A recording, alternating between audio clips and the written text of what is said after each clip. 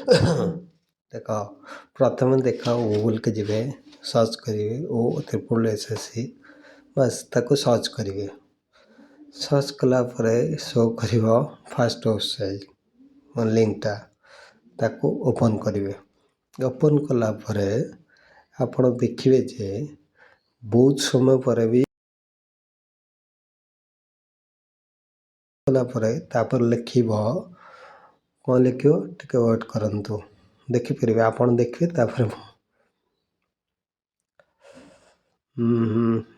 ଏପର୍ଯ୍ୟନ୍ତ ବି ୱେବସାଇଟ୍ ଖୋଲୁନି। କ'ଣ ସେମିତି ଜଣେ ଆପ୍ଲାଏ କରିବ ଫର୍ମ, କ'ଣ କରିବ ଏଇଠି ଏ ଫର୍ମ ଆପ୍ଲାଏ କରିବ କି ଏଠି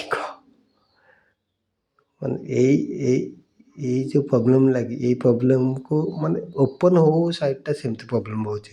ଆଉ ଦେଖ କ'ଣ ଲେଖିଲା ଅନଆଭେଲେବୁଲ୍, ମାନେ କ'ଣ ଏ ଯଦି ତୁମର ସାଇଟ୍ଟା ଓପନ୍ ଯଦି ଖରାପ ଅଛି ତୁମେ ଏଇଟା ଆଗେ ସଜାଡ଼ିକି ତାପରେ ତାକୁ ଓପନ୍ କରିବ ଫର୍ମ ବାହାର କରିବ ଏମିତି।